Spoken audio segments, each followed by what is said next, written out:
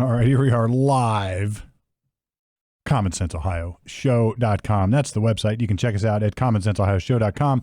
We are bringing you your weekly dose of common sense right here from Studio C at Channel 511. We are back. Probably should announce our resurgent. Our sponsor, Harper Plus Accounting. Glenn Harper over at Harper Plus Accounting is sponsoring our show. A great local business, and he does work nationally too. I know he lectures nationally on the circuit, helps lots of other accountants, does a lot of consulting. And what I've noticed about Glenn, generally speaking, and Brett, we use him here at the studio, and of course you use him. Yep.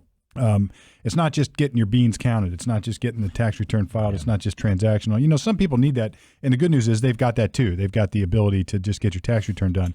But, you know, if you're like us, any entrepreneur gets this, and it's not that we're fancy. It's not that we're important. It's not that we're smart. But when you're an entrepreneur and you have your own businesses, you tend to stack up things like LLCs. And we create them faster than they can keep up with them. Well. And there's problems with that. And trust me, I know there's problems with that because I create an LLC and say we're going to rock and roll, and then maybe you just rock and you never roll. So Glenn can help you with that if you're maybe behind on something.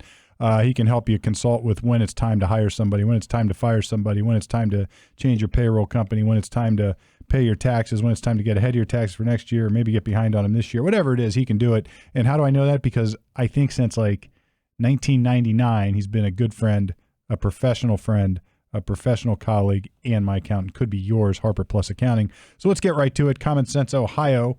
We always start the show with this segment, What This Day in History. And, of course, this day in history is Valentine's Day, so how dare we not talk about Valentine's Day? True. We have St. Valentine's Day, the Feast of St. Valentine, a priest and a physician who was martyred on or about 270 BC in Rome. No, that would be AD, right? CE is what it says, so I always, whatever, AD. In the year of our Lord 270 in Rome, the tradition of exchanging greetings of love on Valentine's Day is based on the legend that Valentine had signed a letter to his jailer's daughter with whom he had fallen in love from your Valentine. Mm-hmm. So now, Norm, when you were sending Valentines to all your love interests out there, my harem. You understand the harem. That's perfect. You understand. Maybe same part of the world, perhaps. That's right. But anyway, now you know why you were doing it. And, of course, Hallmark has adopted this as its own holiday. I tend not to celebrate Valentine's Day because I find it absurdly stupid. Not that I don't love people. I love everybody, not as well as Norm does, or not as much as Norm does, but I do love everybody. So are you saying the Hallmark Corporation was contemporaneously established back there when St. Valentine's? Because it seems like a corporate thing, like a trap for men. Right, it's a trap. We have Sweetest Day. Yeah, our I don't even know when any of that anniversary. nonsense is. Secretaries, Administrative Assistant Day. So Cinco de Mayo There's is sort never of like a this. dude's day. Cinco de Mayo is sort of like this. I was born on May 5th, okay? May 5, Cinco de Mayo. Wow. Now, here's what's interesting. Until the early 90s, I never heard a peep about Cinco de Mayo. No. I never knew anything about it. And then one day we went out for my birthday, and we happened to go to Don Pablo's restaurant over there at Lennox. When I was still there at Lennox up on campus area, or near campus. And there was this big outdoor shenanigans going on. You know, they had tents up, and it was a gorgeous day, and they were serving margaritas and Dos Equis beer, and I'm like, what in the F is Cinco de Mayo? Right. Other than my birthday, this is all for me. And then did you find out? They gave me the history of it, and I thought, which is like completely nothing to do with America and Mexico. Right. Well, it's just you follow the path. It had to be the alcohol distributors. That's right. It started. It was exactly the right. functional. Oh, right. We'll call it the Anheuser holiday. Right. At any rate, that's not the only. Well, just a question for you, because I don't know how St. Valentine's was martyred. Did they shoot him with arrows? Is that how the Cupid thing came along? Or my research did not go so deep. Okay. I don't know. So do your own research, folks. Yeah. I have limitations on my historical knowledge. Send us an email. Tell us. I will say this, though. There is one other thing that I started to go down, or I was going to showcase, but it is Valentine's Day, so how do you not do it? And that is Steve Chen, Chad Hurley, Jawad Karam registered YouTube, a website for sharing videos on this day in 2005. Only 20 years ago. It would become hugely popular with more than 1 billion unique users visiting the site every month. So we are on YouTube. So check and it then out. Google bought it, right? I think Google. Google did not start it. They acquired it, They right? acquired it, right. So anyway, that is that's our This Day in History. Norm, we might as well hit the news. I know Yeah. you've been chomping at the bit. Well, there's just an incredible amount of stuff going on. So today here in Ohio, I mean, this is almost national news, so it sort of is super hot. That Jim Tressel, the head of Youngstown State University for 11 years, and before that was Ohio State's football coach for 10 years, national championship, beat Michigan almost every year, if not every year. I mean, a lot. And left when there was that tattoo for, game pants or game balls or whatever it was. Tattoo Gate. Tattoo Gate. They were his players, Terrell Pryor and others. DeVere Posey, I believe, was one of them. They were trading tattoos for memorabilia. Or the other way around, but same. Yeah. So, yeah. Trading their memorabilia for tattoos and whatever. And he didn't report it, or he did it. Well, there was some backdoor stuff going on. I mean, it was stupidly avoidable. It was avoidable, but anyway, before getting into why they canned Jim Tressel at Ohio State, he built his rep back up if he needed to. I'm not sure he needed to. I was a big fan, but let's not get into that. But at any rate, he is being sworn in today as Ohio's lieutenant governor to replace John Husted, who replaced J.D. Vance in the U.S. Senate. So a lot of people are saying, Jim Tressel, how could he, why can you pick a football coach to be a public official? And I always say, well, University of Cincinnati's old football coach is now a U.S. Senator, Tommy Tuberville. Yeah. Well, so and it's not that crazy. He's got the pedigree to do this. Outside of being a football coach, he's run a university, basically. That's a huge job. That's a huge job. For 11 years. And, right. And look, he came up the ranks through lots of Ohio coaches. Yeah. This is I don't know if he ever coached directly under Woody, but it was sort of that tutelage. Yeah, good question. But anyway, I remember in college taking sports management and leadership classes and all. As a football player, everybody says the easy classes, but you take those classes and they teach you leadership, they teach you values, they teach you all sorts of, I think, fundamental skills and maybe a viewpoint on the world that helps you become a coach. Yeah. And those things translate nicely into the real world. And it's no secret why you have very successful football coaches at the top. Yeah. There's no secret about it. Yeah. Nick Saban, again, came through the Ohio ranks. Right. Urban Meyer, again, came through the Ohio ranks. Incredible. Right. But, there's a Bo reason. Schembechler. And Bo came through the Ohio ranks. I mean. There's a reason why these people become very successful football coaches, because they're leaders. Yeah. They're organizers. They understand people. They understand how to make people work together in a very coordinated way and successfully win. And you can translate that skill set anywhere. And I think it's a little bit of a discredit to anybody who's done that job. Not I have never done that job. But it would be a discredit to say that they don't have a skill set that would transfer into the real world. And that's what's happened here. And anybody who's been around Tressel, even if you've seen him interviewed, he is a statesman of a man. I mean, his compass is always true, notwithstanding Tattoo-gate, but his compass is always true. Not perfect, but true. Yeah, right. And I think, and when I saw it, I probably felt like everybody else, like Tressel. Well, his name just was never on a list. Right. I mean, but then I thought about it. I was like, makes perfect sense. Yeah. He did a great interview on Spectrum One. About maybe 8 minutes long or something like that. And he was asked if he was if this is the jumping point off to run for governor, and he says, I haven't even done this job yet. Right. I don't even know if I can yet. I mean, that's a classic Tressel statement. And anybody who understands Tressel. And I like that. It's like, okay, you're right. You got 2 years to do what DeWine's asking of you. Figure it out. And if you can't, you can. If you can, you can. I mean, and that really at that point in time is not to say my hat's in the ring. That really is not the time. No. And for the reporter's sake, I didn't see that as a gotcha moment. It wasn't. I mean, I would ask too. Yeah. Are you interested in doing it? Of course, right. Of course. It's only 2 years. It's 2 years away. Actually, he's got to make up his mind in a year. Right. Honestly. I mean, we might have a very interesting primary. Yeah, Yost is throwing his hat in the ring. Yeah. Vivek, apparently, I don't know if that's happening. He hasn't formally announced. He's certainly discussed it. He's in it. Yeah. Certainly discussed it. So I don't know. We'll see how it goes. But good luck to Jim Tressel Does he handle this? I mean, look, I don't know what everybody else's experience has been being a governor. What is DeWine's background? Right. Yeah. I mean, did he go to governor school? Right? You know. Well, he was a state legislator, and then he was a U.S. senator. All right, so he's got a political background. And then he was a lieutenant governor under Kasich, and you know, so like he's done every job in Ohio. He's wore out a lot of chairs in there. Then. Yes, he has. I think you know, the other dynamic that could happen, fellas, is whoever's running for governor could ask Jim Tressel to extend as lieutenant governor and be on their ticket. Who's going to get the endorsement from Tressel? Yeah, like Yost or Vivek could say, "Hey, Jim, would you run as my lieutenant governor?"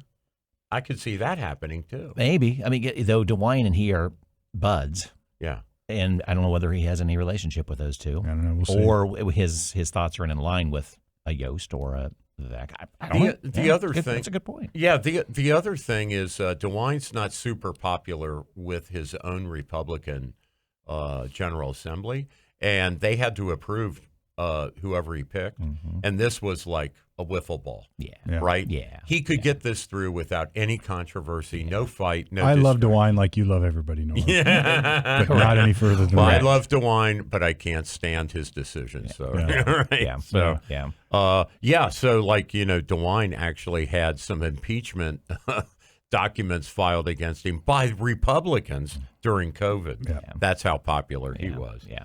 So some other things that are happening. This is amazing, and this takes us into national and international, but Trump and Putin had a 90-minute phone call, which is staggering. And, of course, Zelensky came over and visited Trump, I don't know, a couple of weeks ago. So there seems to be like they're worn out. I think over 1 million soldiers and citizens have died now in that Ukraine-Russian war. And Russia alone has lost at least 500,000 soldiers. And I think Putin is trying to take Kharkiv back like for the third time. I mean, it's almost like World War II. Mm-hmm. It's almost like it's this artillery, close air support, tanks, kind of war, and these guys are just grinding up young men like hamburger. And I think both sides are totally worn out. And they need somebody to pave the path and say, "Come on, guys." Yeah, we got to end this thing. Yeah. I don't think either side will be happy. Russia will get some land out of this deal. But it's the land they already had. Land they took in 2014 or like Crimea. Like they're going to get to keep that probably. And was that 2014? Yeah. Right. Okay. They'll get to keep when that. Obama was in. Look, it's not going to be popular either way, but it'll be done. And nobody's getting anywhere. This is a stalemate. You know, it's like I remember I've been only a handful of fights in my entire life, but I remember one when I was old enough where I was the other guy that we had gotten this scrape together. We were old enough, adult enough where we could have done some damage to each other. Is this a corn pop story? No. It's very close to a Joe Biden corn. No, it's not a corn pop story. But I remember getting to the point where that was mean. I'm sorry. We got to a point where it was sort of a stalemate, and I think we were both happy that the crowd broke it up. Right. You know, it's like because we were exhausted. You can't even lift your arms up. You bored the audience. You're saying? Well, I mean. It was done. They were just like, would you two fools You got a couple licks. You got a couple licks. Okay, it was done. I got you. I think the only people like this for the whole world was a loser. Like this whole Ukraine-Russia thing. I think the only people that won were armaments manufacturers. Pretty much. They got to sell a lot of stuff. You're speaking my language now, because those who were supporting the war here in the United States, I get it. It almost became this ideological thing. If you're on the left, you supported the war against this, and if you're on the right, you didn't. It was so stupid. It was stupid. But I always want to follow the money and see where it's going. Yeah. Because those who were supporting the war probably had an interest in those who were selling goods to support the war. Yeah. And do I know that for sure? No. But I can always smell the corruption or smell, not the corruption, the bias. If nothing else, somebody did benefit from this war. Yeah. Because they had to buy the stuff somewhere. Yeah. See, as a lawyer, Norm, doing criminal defense work, I get to get people on the witness stand, and you just develop this nose. It's like a bloodhound for what motivates people to say certain things. Yeah. And it's not even that they're lying, but people tend to shade things in a certain way. And then I always try to find the motive, try to find the interest. What is really making this person tick? Why are they saying what they're saying? Yeah. Or why are they shading it in the color that they're shading it? And, in this situation, you just got to think there's money involved. There has been some really crazy stuff that, I don't think now anybody can definitively say, because there hasn't been an audit. J.D. Vance has always, as a senator, wanted an audit on, our loans to Ukraine and where the money was going. And two things came out this past week. One is from Tucker Carlson that just completely fries my mind. And again, don't know if it's true, but he did this big splashy show where he claimed roughly half of the armaments that we have provided to Ukraine, they have resold in order to get money. Yeah, to whom, I wonder. Yeah, to whom? So that's one allegation. Don't know if it's true. The other allegation that's come out is Zelensky himself. So the total amount of U.S. aid under Biden, that figure roughly is out there. I think it's like $100 billion or whatever it is. And Zelensky is saying, well, you guys may have that figure, but our government has only received roughly half. Again, this same crazy number. Our government has only gotten about half of what you're claiming you gave us. So I don't know, guys. Somewhere in the middle, there's a little discrepancy there. Yeah, there's something. Maybe we need Doge to figure it out. Nice little transition. You see what I did? Yeah. Go for it, man. No, it's all. I'm sure okay. if it's not on your list, it would shock me. Yeah, no, it's on it's on my wonderful list at the very end. But yeah, so the other big thing, in my opinion, is Epic, because we've talked so much about Fauci and the vaccines and about, whatever you call processed foods. And we've talked a lot about all of this stuff that we have been spoon-fed by previous surgeon generals and departments of health and CDC, NIH, and they approved RFK yesterday as the RFK new. was approved. Tulsi Gabbard. Trump got his cabinet, basically, is what we're all about. Yeah. But I think there's going to be some serious releases of these vaccine, like the VAERS thing, where there were reactions. Adverse. So there was supposed to be a database. I question how well the data was collected and kept during COVID, but there's supposed to be a database for those who are harmed by vaccines. It's not just COVID vaccine, just vaccines. And it's not just VAERS. Apparently, so my brother's an internist, as you guys know, and my doctor brother said that there are other reporting systems besides VAERS. That is one of the main ones. But he said all of that data is basically locked away. And I think RFK is absolutely going to. What blew my mind on, I agree. I think he's going to put it out there. He's going to blow the top out of it. My mind was not blown. That's not the right word, because it was everything I suspected. But I listened to an interview in the midst of COVID, or maybe later in COVID, but it was an insurance actuary. Because look, money, like we said, money tends to make the world tick. Right? Yeah. And the insurance companies study this crap. And he was talking about I don't know if he had predicted it or if we were in the midst of the curve was rising, an incredibly high death rate, non-COVID death rate of people between the ages 25 and 40. And he was saying it was like a Vietnam type of numbers of dead. And they were attributing it to vaccine reactions, among other things. Yeah. And they had adjusted rates and premiums and everything else to deal with it. So I can't say it's true just because he said it. I could probably dig up whoever that interview, but it was one of the. I'm sure it was a conservative podcaster, but it was really interesting stuff. And I think we're going to find that if it's truly studied, there's a lot of cardiopulmonary clotting, completely surprise deaths. That are unexplained is the word I'm looking for. Unexplained deaths, and like that Buffalo Bills player that just collapsed in the middle of the Bengals game. And remember that? I do. They stopped the game. They never played it. Yep. Like it wasn't rescheduled. And stuff like that has happened throughout history, or even in modern times. Sure. But just, I know somebody very personally, very near and dear to me, just had a heart attack in the shower one day. He was a healthy young man.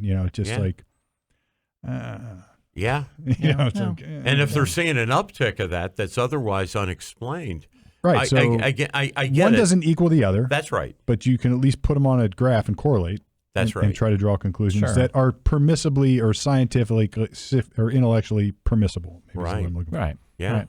It's not proof. Correlation is not proof, but it can be a hell of a clue. It certainly points you in a direction where you should look. Yeah.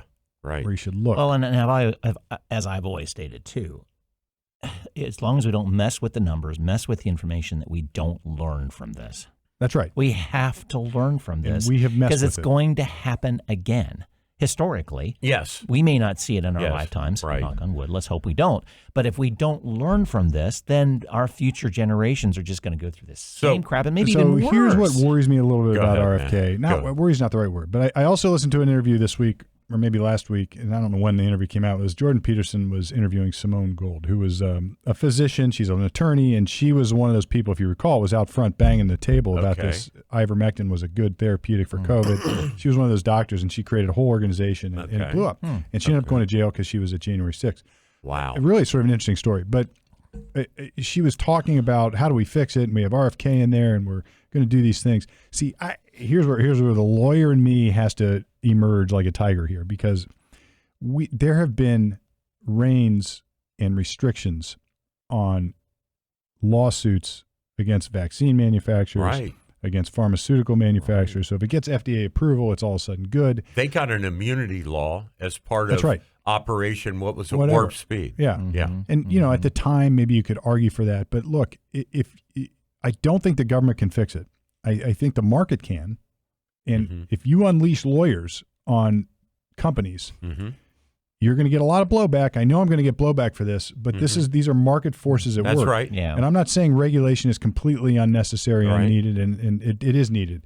But not permitting recourse against people who are promoting a product and then selling the crap out of it, getting government mandates that you have to have it, and then if it's damaging or hurts people, sorry, there's nothing you can do about it. I tell you what, you bankrupted a company for that one time with a lawsuit, it won't happen again. That's right. Or you're going to at least be in this area, Norm, as your area of cars, where car manufacturers go through this law and economics all the time. All the time. Everybody remembers the famous Pinto cases, Right. or they remember there's a couple of those in history. That's right. Where they didn't fix stuff, and they got smacked for it. Yeah. And it prevents them from releasing unsafe products. It does, or prevents, not the right word. It deters them. Right. It still can happen. It sets up that argument, and then we can discuss whether or not it was true or not. Right. And that's a matter of So proof. if we could sue now, who's getting in the food industry is going to be the same, and who's getting involved in that? Tobacco companies. Yeah. So Yeah. this is what happens. You let the lawyers start digging into tobacco company records, you're going to find stuff. And you get rid of, take it to tech. You get rid of Section 230, right? And people start suing for being basically for what is it when you say something untrue about something? Libel. Libel. Right.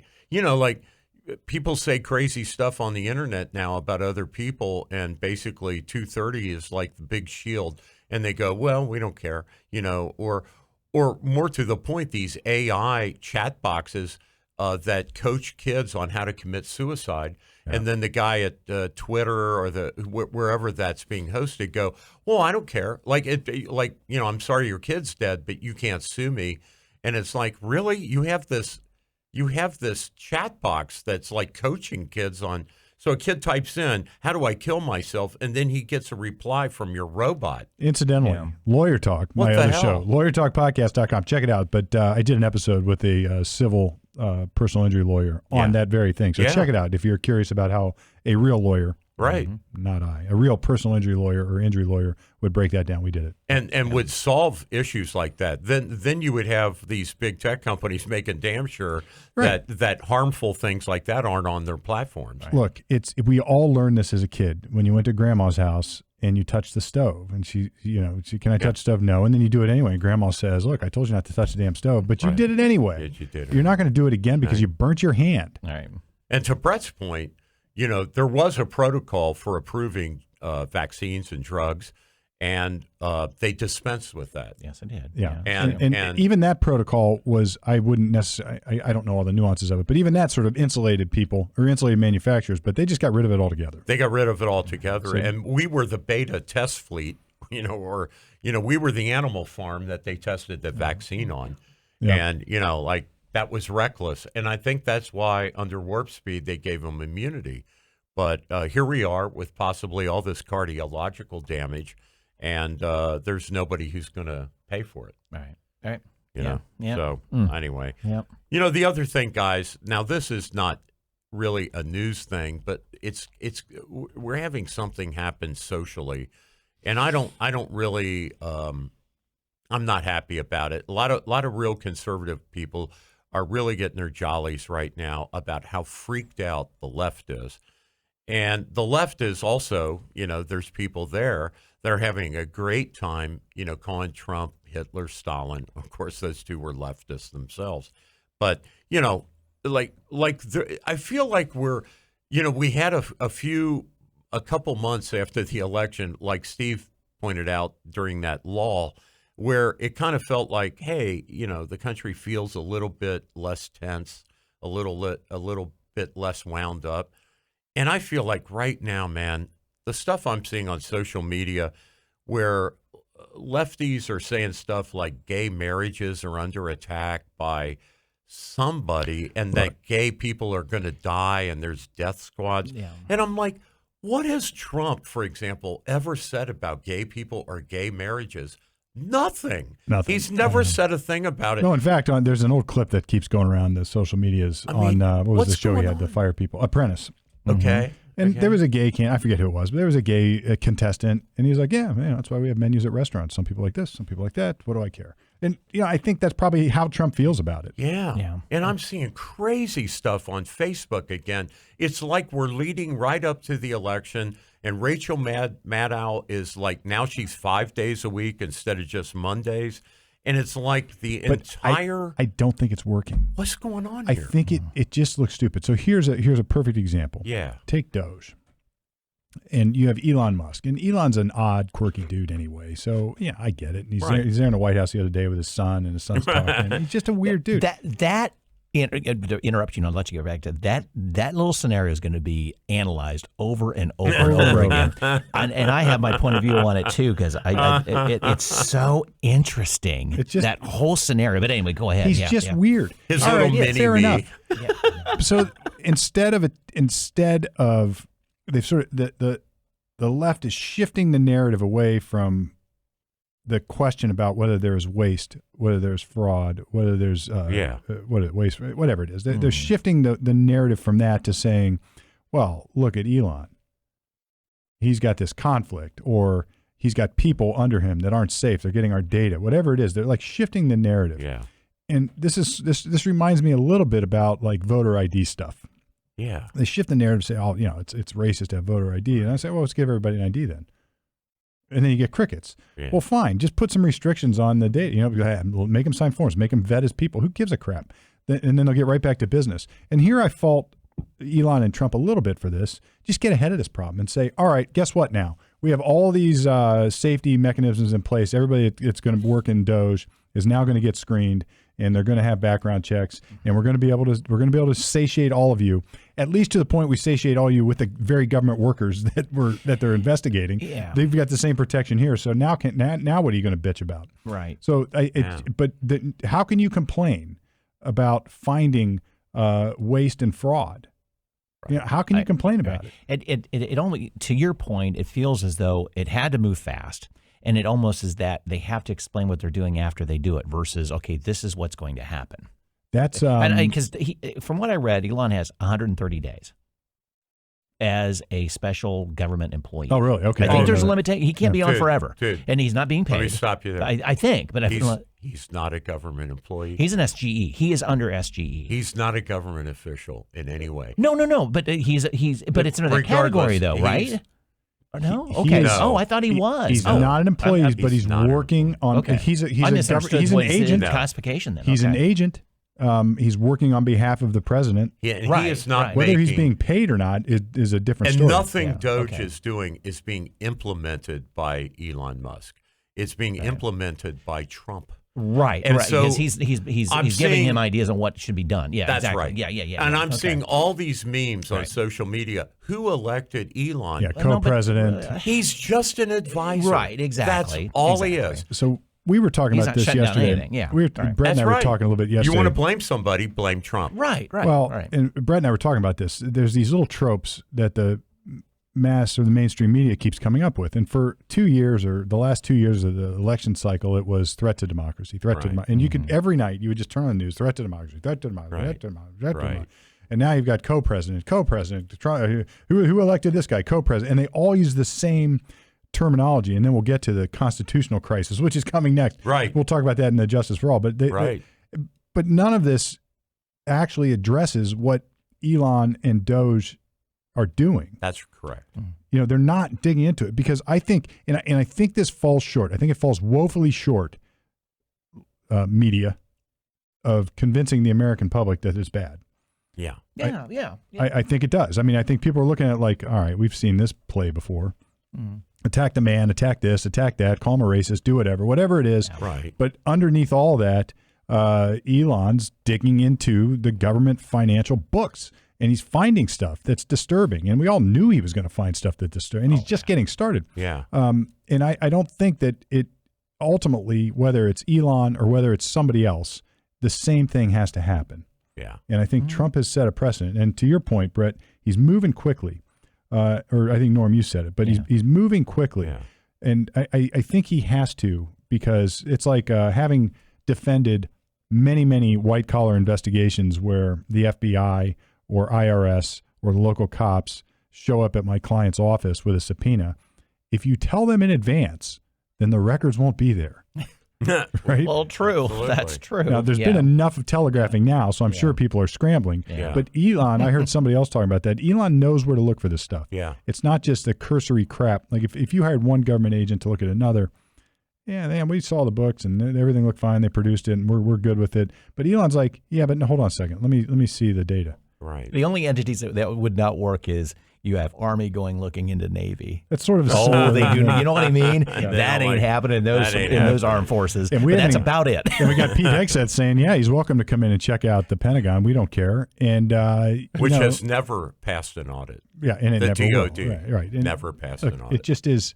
This needs to happen. It does. I don't care if it's Elon. I don't care if it's John Doe. I don't care. I love that it's happening. Right. I love it. Yeah. I love it because everybody who's listened to me on this show or any other show or talked to me over lunch or coffee or beer back when I used to drink, I always have said the same thing. I hate the administrative state of government. I hate it. I hate it. I hate it. Yeah. I hate that we're governed by bureaucrats that have absolutely zero accountability. Now they have accountability and they're jumping off the ship and throwing stones as fast as they And can. 75,000 of them have taken that early retirement package.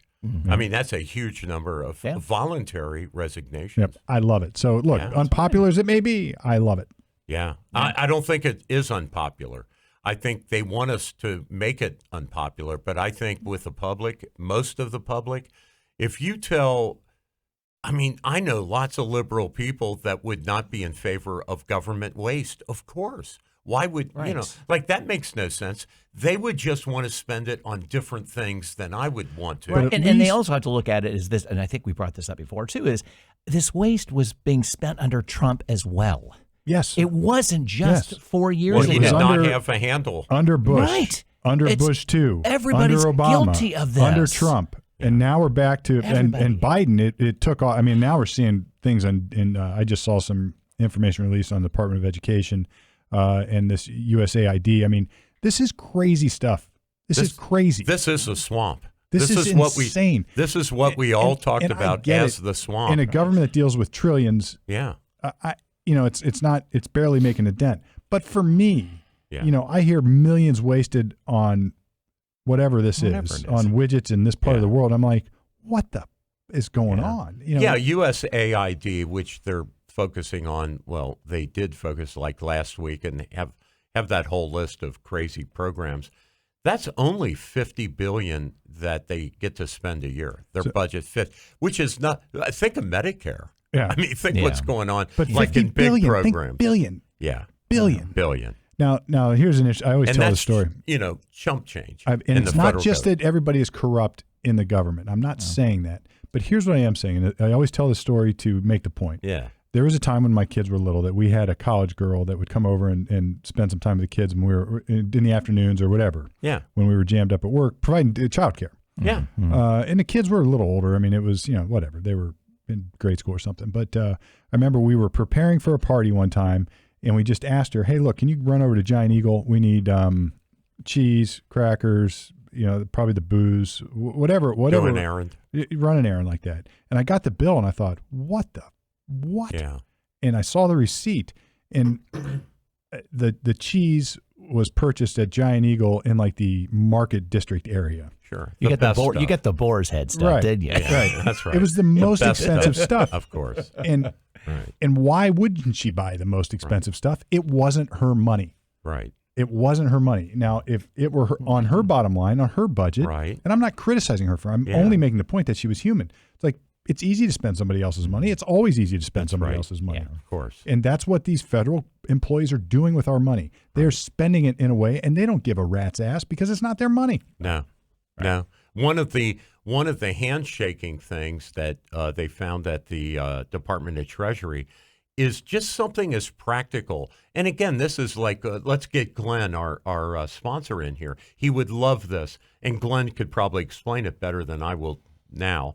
But on the Department of Treasury checks, for whether you're buying wrenches for the Air Force or you're buying syringes for doctors or whatever it is, when a Treasury Department check goes out, there is coding that should be, let's say, in the upper right-hand corner about what department it's for and what the program is for. And there's alphanumeric coding.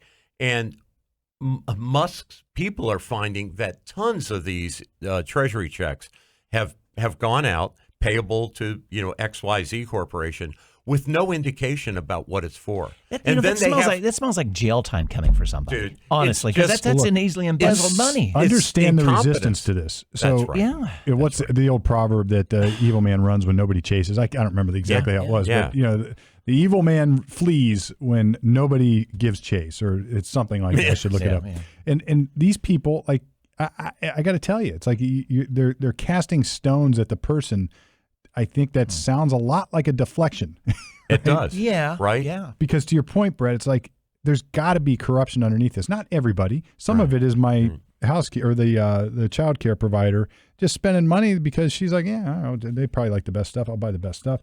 But look, here's another example. Brett, we're working in the studio here. We're going to update some of the equipment, some of the cameras. I mean, this is a month long. This is several months of a decision process for us running our business and whether we should allocate funds towards the new equipment and what does it get us, what does it not. Right. But if we just had a pool of money coming in January because it's been funded, I'd buy the best damn cameras I could buy. What do I care? It's not my money. Because you had to spend it because the grant that you got or the whatever says if you don't spend it, you lose it. You lose it next year. So heck yeah. That terminology around this stuff. Let's buy the best cameras. We're going to buy the best lenses. We're going to buy now. If it's my money, which it is, I'm a little more frugal about it. I don't have. We get by with what we have until we can't, right? And then we operate at the speed of cash. Right.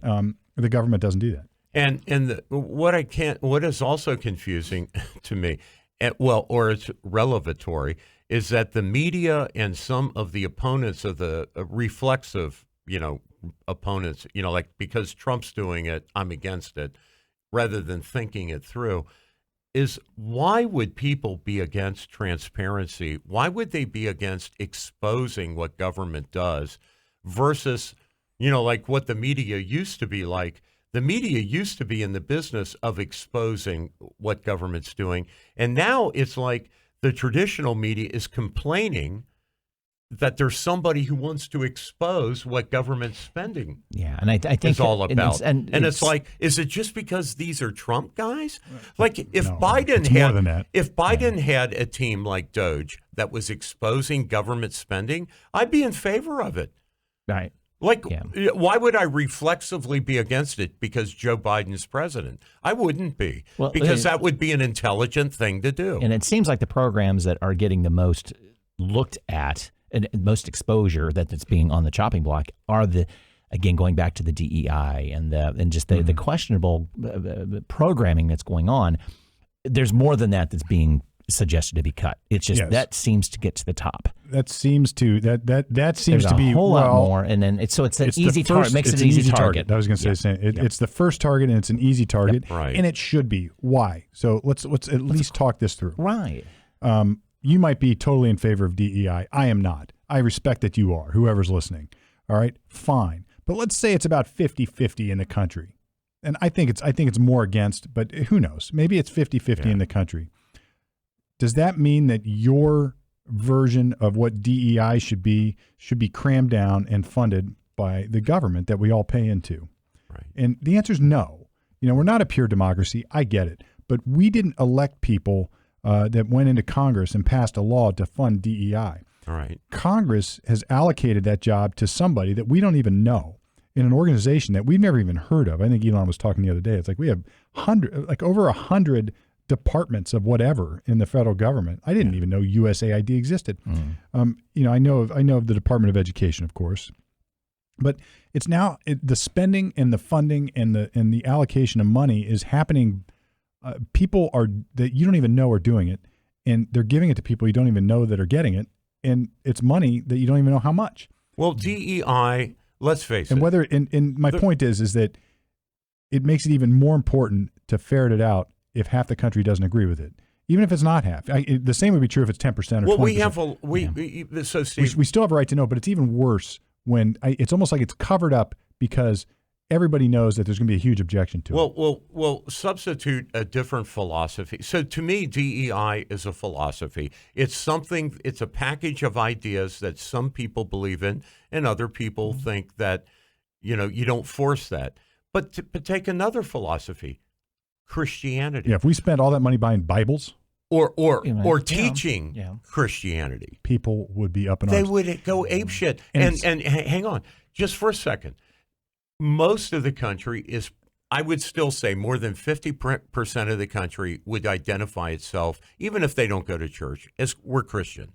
Okay, so this is where the majority should not be a tyranny on the minority. And neither should the minority be a tyranny on the majority. Correct. We all have beliefs. We should not weaponize the government to teach some beliefs that are temporarily in favor by this White House versus another set of beliefs. Like that should be out there in the private sector, and we argue about it, and but it should not be a government program to promote Christianity, DEI, or any other philosophy. Because is it in the spirit of what, let's say specifically USAID? Yeah. What is it in the spirit of why that organization was created? No, it is not. It's not. And things morph over time. I totally get that. Sure I get that. Right. But let's take a look at why this exists. It was a CIA front. Right. That's what USAID sure, was. Exactly. So, and I think there's a need for that on some level. Oh, but it got out of control. absolutely. Yeah. Right. To deliver, strategically to deliver food or medicine or Even whatever. ideas. That's different. At times. Ideas. Right. But it's not lost to me. But it is clearly bloated out of control. I think that's what the point you're making here. And here's the thing, Norm. We like whether I think we all agree here that it's not that it's the message, because both messages on either side, we don't want the government cramming down with money that everybody doesn't know about. And even though I'm Christian, I don't want my government to teach that. I would not want that. No. I would like it, but I wouldn't want it. No, on I some would weird be level. against it. I would be against funding it. I'm in favor of Christianity. I'm not in favor of the government funding it and pushing it actively. So the difference is the ideas that are contained in our Constitution and in our Declaration of Independence, like freedom, the right of free speech, the right of self-determination, those aren't religious ideas. Those are ideas that are the foundation of our government. So if USAID wants to put on an education function, let's say in a former communist country, about how to set up a constitution and how to let people vote. It's a different game. Yeah. That's different. Those are ideas, but those are our government's and our country's ideas. And there should be transparency. They're not private ideas. There should also be transparency to the extent that it doesn't impact, I guess, some sort of national security interest. There needs to be transparency on what they're doing. Yes. And anything that is designed, and I immediately am suspect of the first qualification I gave, national security, because most of the time this stuff's not going to fall under national security, but it'll be used as an excuse not to tell us what's going on. Yeah. So we need to know. We, the people, need to know. We're not like other countries. We never have been like other countries. Don't use other countries to compare us. We, the people, deserve to know. We have a right to know. Mm-hmm. And then all you got to do is flip the Monopoly game upside down, and it gives us a little rule. We have a list of rules, and you've already brought it up, Norm. It's the Constitution. So we can't fund things that are against the Constitution. So I think we ought to get to this constitutional crisis, but I want to do that right after the other big Ohio thing. Okay. So the other big Ohio thing is this week, and we'll see how this all plays out. But we had a guest on the show, Steve, and Brett and I interviewed her, named Eileen DeRolf. Mm-hmm. And Eileen came in talking about a communist Chinese company set up in Pataskala right next to her farm, her and her husband's farm, and about how that was shepherded to Ohio, just like Intel and this Anduril drone company. There is this entity in Ohio called JobsOhio. And I have to tell you, when Eileen described how JobsOhio is funded and how it was set up, I looked at her. She was right here. I looked at her and I said, "That can't be. She must have some facts wrong." But in fact, back in 2013, Ohio created a private corporation called JobsOhio. They gave them as a 25-year franchise to run and take the proceeds from. And I mean, this will blow your mind, of the Ohio Department of Liquor Control. They run the liquor program for the state of Ohio, and they inure all the benefits of the taxes and the profits from selling liquor in the state of Ohio. That's how they're funded. I don't even understand this. Dude. Yeah. So, dude, this makes no sense to me. So their contract goes to 2038. Okay. They are before the controlling board this week, maybe today, and Dave Yost has asked for an extension to further vet this. We're not even to 2038 when their 25-year contract expires. They are asking for a 15-year extension now in the middle of their 25 years. Well, you know why? Because DeWine and Tressel love JobsOhio. Well, this is a good time to be doing it, hold on. Maybe. So hold on. Let me give you a little history. This is unbelievable. So Dave Yost, who's our AG, used to be the state of Ohio's auditor. Right. The amount of money that they get from selling booze in Ohio after they get the profit is roughly $100 million. So roughly, big, that's a fuzzy number because it changes every year. But back when he was state auditor, he took JobsOhio to the Ohio Supreme Court because as auditor, he felt since it's taxpayer dollars being derived from Ohio Department of Liquor Control, being derived from that program and going to this private company, his contention as auditor is those are taxpayer dollars. I should have the right to audit them. Mm-hmm. The Ohio Supreme Court sided with JobsOhio and said they're a private entity. You have no right to audit them. So they are not audited to this day, number one. Wow. Number two, since they have been in business, it is said that they have $2.3 billion of either equity or dollars on hand. We don't know what they've spent their money on because they're not audited, and they're not a public corporation. They're a private corporation, like the Fed, like how Congress created the Fed. Their board is 5 people. Their budget for the board is $2 million. And Yost is saying right now, as candidate for governor in AG, so he lost the case before the Supreme Court, but he is saying right now that the controlling board should not approve this 15-year thing. And in fact, he is still pressing for an audit. But if they do give them an extension, what I would do as a controlling board, I would say only on condition that you get audited. Right. Because this is outrageous.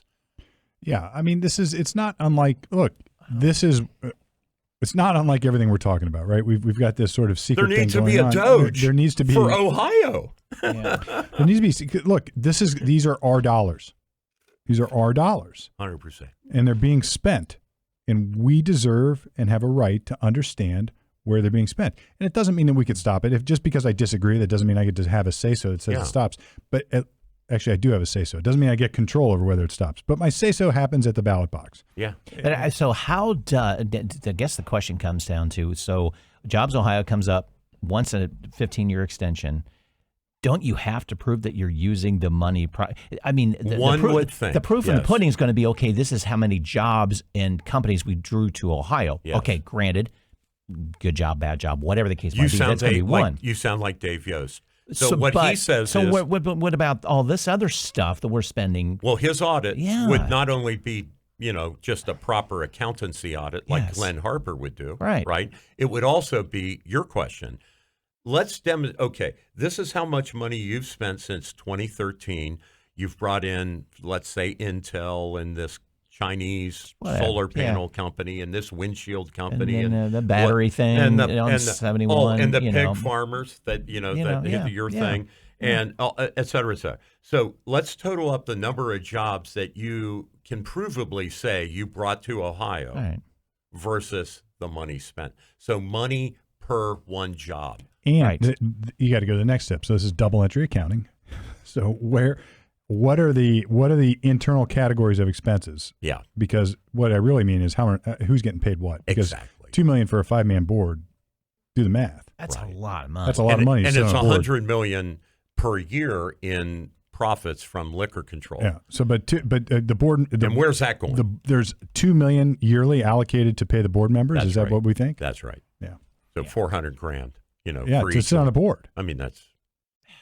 I mean, again, how much is it? It's too much to be If this paid is on a board. really I don't going on, know, but I'll take that job. Is that person worth $400,000? Probably not. And look, I'll take that job. I don't know. And the guy running against Yost, right, Vivek, he's one of the co-founders of Doge. And I wonder if he's going to campaign when he starts. Like, Ohio needs a Doge. Well, it just dawned on me when I kept saying I'll take that job. I want to know how those board members are selected, because that's a huge influx of money to that individual board member. I mean, so look, are we all comfortable saying that we can be certain that there is no connection between the board members and whoever's got the purse strings at the government? Right. So can we all comfortably say that that's probably the case? No. Yeah. So I looked up their current board, and I'm not picking on this guy, and he's probably done nothing wrong. I can't look at all. It's human nature. Exactly. But where Intel is in Licking County, right? And the guy in charge of the Licking County Port Authority is one of the 5 members of the board. Well, that's odd. That's like, 1 out of 88 chance, right? And you're like, wow. What are the odds? What are the odds, right? So look. And again, I'm not saying he's done anything wrong, but without an audit, how do we know? How do we know? I didn't. Did he recuse himself from it? Or I didn't catch the job posting on Indeed when they were looking for board members. Thank you. Right. Exactly. I didn't catch that one because I might have put in my application. Look, I've been a practicing lawyer for 30 years. Sure. I've got a pretty good tentacles out throughout the state of Ohio. I know a lot of people. I've worked with a lot of prosecutors, local politicians. I've worked with a lot of people at the ground. Yeah. I'm somewhat bring me in for a objectively talk. Reasonable. Right. I'll send you my resume. Yeah. Right. Because I could use another $400,000 next year. Yeah. Dude. So anyway, I just wanted to. So our friend Eileen, who came in here talking about this factory, she just poked open a big, huge sore that I was completely I doubted what she said. That's crazy. Yeah. And that's just one thing. It's just one thing. Let's shift to the next segment. We've got to and Justice for All. And in Justice for All, I'm just going to hijack it because in Justice for All, hijack it, man. The thing that I keep hearing time and time again, and it's sort of the latest trope of the media, is constitutional crisis. And again, those who don't know, I do another podcast called Lawyer Talk. You can find it at lawyertalkpodcast.com. It's on YouTube. It's everywhere. But I did a breakdown. And on this show is a direct spinoff. Yeah, we spun it. Yeah. Spin. So anyway, I don't think there's a constitutional crisis. I think this is alarmist. This is a red herring type of argument. I just want to explain a little bit about how this works and why this is probably a great thing for our country right now on both sides. So what happens is this. Trump, through the executive branch of government, creates DOGE, and then maybe even outside DOGE, Trump sits, or all the administrative branches of government sit under the executive. That's how it was created. Incidentally, by the left created it. The Democrats created it years and years and years ago. So now Trump is basically exercising his authority in a way that people don't like. He's firing, getting rid of, auditing, basically questioning the administrative state of government. And hopefully, if I have it my way, dismantles it, at least down to its fundamental essentials.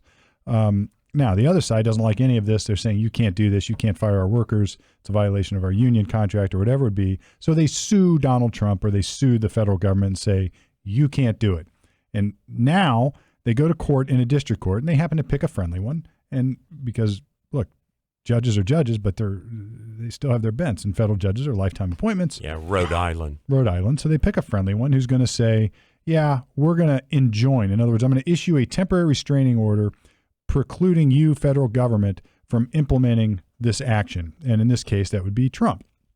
All right. So everybody says there's a constitutional crisis because Trump has said, well, look, I'm not going to follow this mandate. And they didn't really say it that way, but some of the clips made it look that way. But most recently, Trump said, look, I don't agree with this. I think these judges are biased. They're appointed by the other side anyway. We're going to appeal.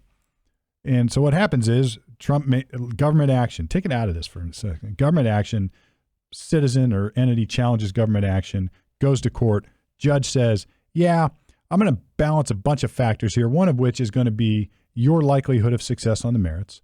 The other, sort of from the outset, is going to be, do you even have standing to challenge this? In other words, are you directly impacted? So you have a reason to come to court. I can't come to court for you, Norm. You have to do it for yourself. Mm-hmm. You have to be impacted. Another would be, is there irreparable harm that's going to happen? And then there's a host of other factors that are considered. I've gone through them before. And the judge says, yes, I think all these things weigh in favor. I'm going to at least temporarily restrain the government from enforcing this action. Trump is now going to come in, or the plaintiff or the defendant in the lawsuit that we've created is going to come in and say, we're going to appeal. And we're going to go to one of the courts of appeals in the federal circuit system. And there's 11 circuits in federal court. And we're going to have, say in Ohio, it would be the 6th Circuit. We're going to have the 6th Circuit take a peek at this. And that panel of judges can decide whether the trial court's decision to enjoin this action was good enough or was correct. And if that court doesn't agree, then they send it back and say, sorry, Charlie, you can't do that. We disagree. We're going to reverse you. The lawsuit can continue, but the temporary restraining order is not going to stay intact.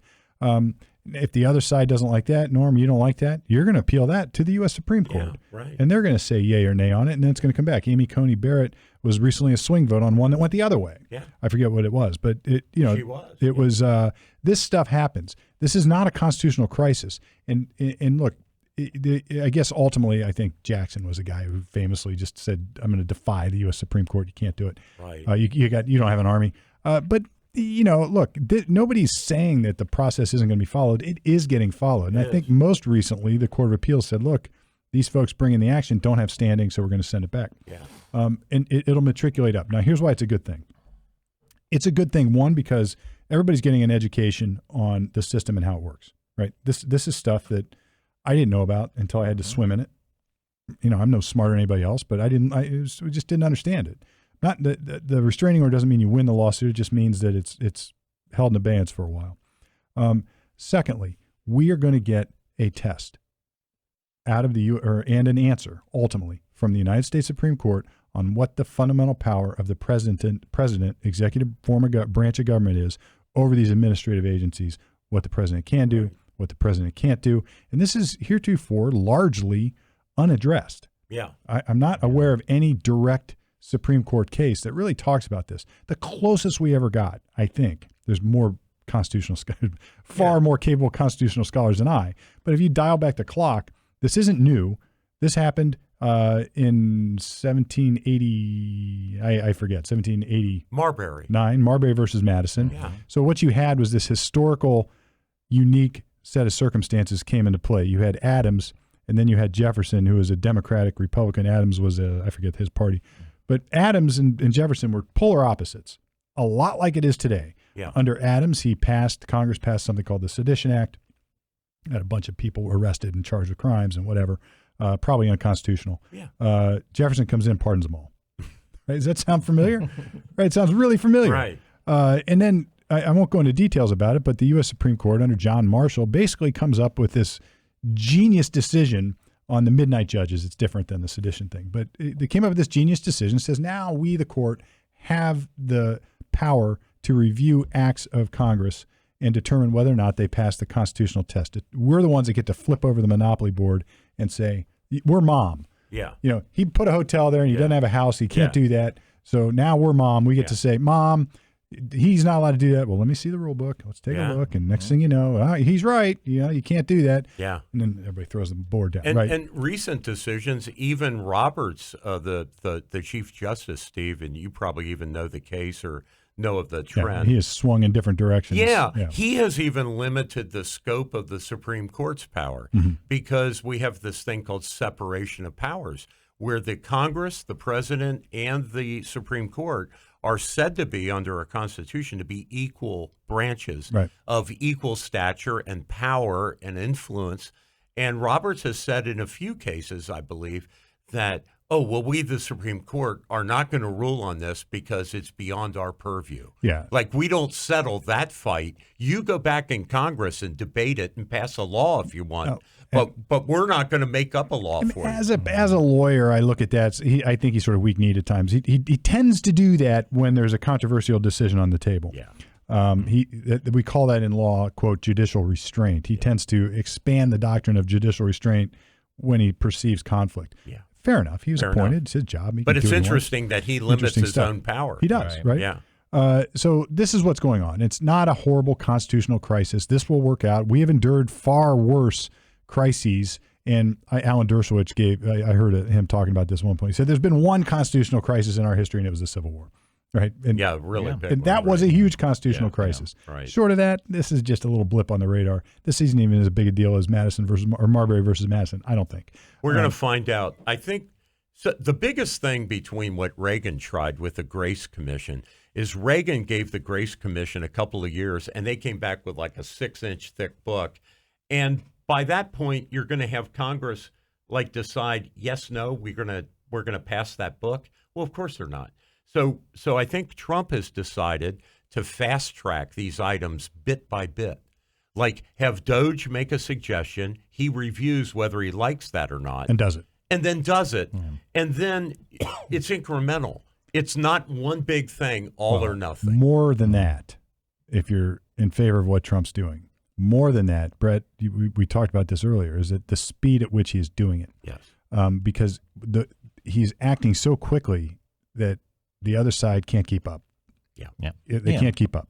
And you may like that, you may not like that. But look, Trump is in beast mode right now. Yes, he is. I mean, he's just plowing through this But he stuff. also recognizes what the hurdles will be, too. So He knows he's got to right. push a bunch of stuff through because what he really wants to get done probably won't see the light of day for 2 years, possibly. It'll go to the Supreme Court, yeah. and then we'll find out where the guardrails are. It's not unlike when FDR created the New Deal. Yes. And, and it all got he just kept passing, challenge. And then eventually a stitch in time saved nine. And a couple of those agencies he established were found to be unconstitutional. And all of them. And he started different ones. All of them until he threatened to pack the court. Yeah. And then it went so far, Ohio makes it big again. A case called Wickard versus Filburn, where there was a farmer in Ohio, a wheat farmer, I believe, says, you can't regulate my price of wheat because the federal government, I don't sell anything in interstate commerce. I just supply my own horses. I supply my own food or my table at my house. Yeah. I don't sell anything in the market. And the Supreme Court says, no,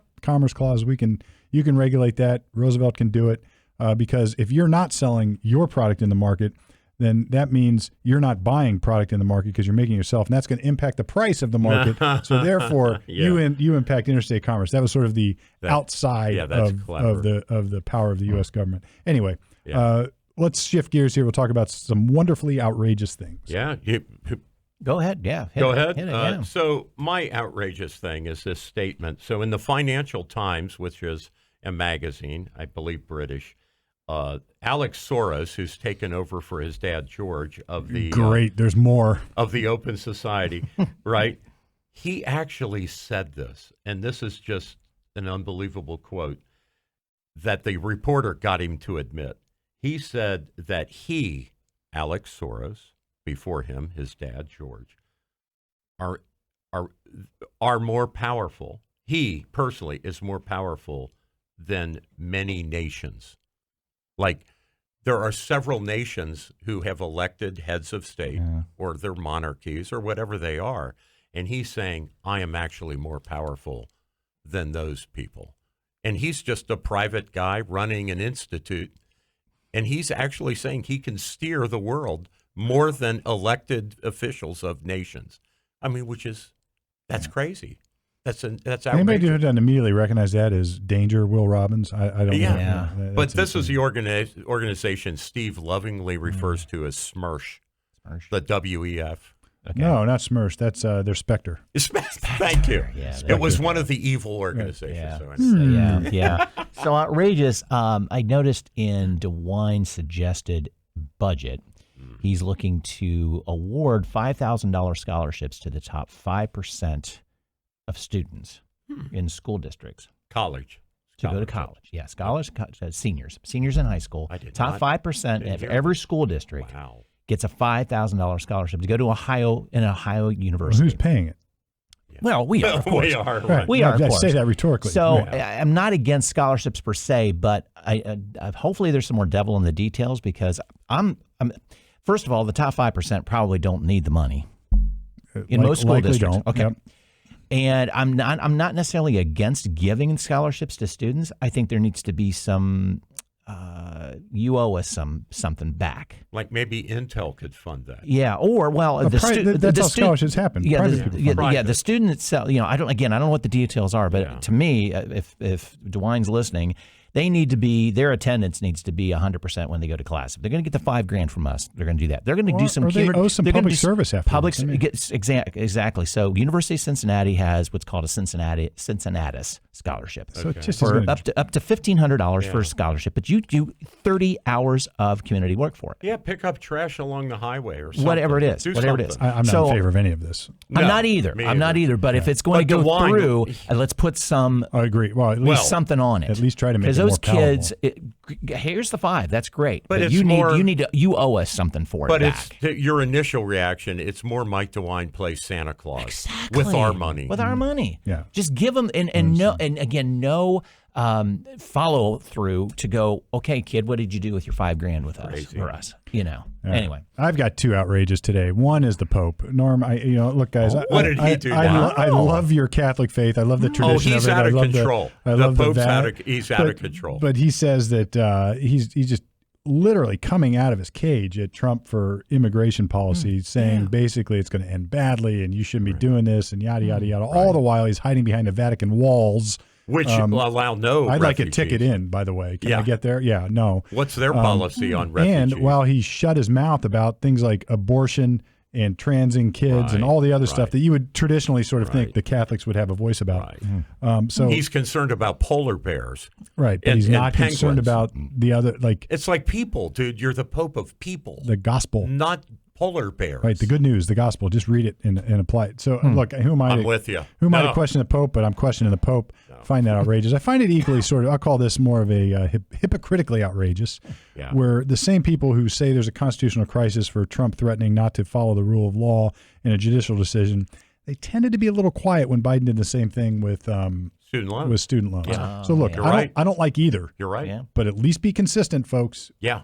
Because this exposes your bias. Yeah, Biden actually gave the finger, and he gave a speech where he said, I gave the finger to the Supreme Court. Yes. I figured out a way. Same time, you got the rest of the people in Congress saying, we're going to fight the U.S. Supreme Court. We're going to pack it. We don't agree with them. We're not going to follow it. Blah, blah, blah. The court's corrupt. Look, you can't have it both ways, folks. It is what it is. The rule of law is the rule of law. Yeah, and the best example of that was George Bush II, who assigned his DOJ to enforce Roe v. Wade. And he said, I'm against abortion, but it is the law of the land, so my DOJ will fight state laws that are trying to overturn Roe v. Wade. It's federal constitutional law? Yeah, so he did the proper intellectual thing, even if he disagreed with it. Yep. Yeah. So my wonderful thing is these cases that Pam Bondi, our new Attorney General at the federal level, U.S. Attorney General, has filed against Chicago and New York City over their blocking of ICE enforcement and their misspending of money that has gone from, say, FEMA to New York City. They sent $59 million in one tranche of it, supposedly to pay hotel bills. And the auditing, what DOJ is finding out is of the $59 million to pay hotel bills, only 19 paid hotel bills. The other $40 million has gone to things like security. Wonder who had Well, that contract. Steve's ears are going it's hey, Guido, get down there and watch that apartment building, Look, and my here's cousin a couple has a security company. Come on. Yeah, exactly. Come on. Yeah. I think it's wonderful that we're seeing a lot more people take a look at buying chickens because eggs are so expensive. I love it, man. And having their own eggs? Is that what you're saying? Yeah. Wow. But there's caution with this, folks. Which came first, the price of eggs or the people getting children? Be thinking, so really watch your pennies on this one, because more than likely by the time you buy the chickens and the feed and the chicken house and such, your eggs are probably $10 $10 a dozen. Better, right? But go into it, to me, knowing how your food is being developed. They're the best eggs you're going to get. Exactly. And to me, that's great. Because it's a healthier egg. Yeah. Go for it with that. Don't do it because of the price. What did they call that in World War II? Victory Garden. Victory Garden. Yeah. Go for it, because then it's from farm to table kind of stuff. But do it because it's healthier than the price, because you're going to be paying more than $10 a dozen for eggs. Yeah. What I think is wonderful, guys, is what's going on. We are digging into government agencies, finally exposing whatever there is to expose, good, bad, or ugly, and we get to see it. I don't care what they find. I just want to know what's there. So expose it. Yeah. I don't care if it's Elon. I don't care if it's John Doe. I'll go do it. And by the way, I still want that job for $400,000. And then I'll donate all my time to Doge. So, Steve, there's things you and I and Brett would all agree on. We all want a healthy national defense. We want to be protected. But we're not in favor of $800 toilets. Correct. This is a $500 hammer. Yeah. So it's efficiency. It's not even a philosophical difference in many of these cases. It's waste. Yep. And give me a red pen and a list of administrations in the federal government, and I'll take care of it for $400,000 a year. All right. So with that, we're going to wrap it up. CommonSenseOhioShow.com, brought to you by Harper Plus Accounting. I'm going to wrap it up fast because we have pushed our time limit today. But if you got questions, if you got thoughts, share them, please, on the socials or at CommonSenseOhioShow.com. We are coming at you right from the middle each and every week.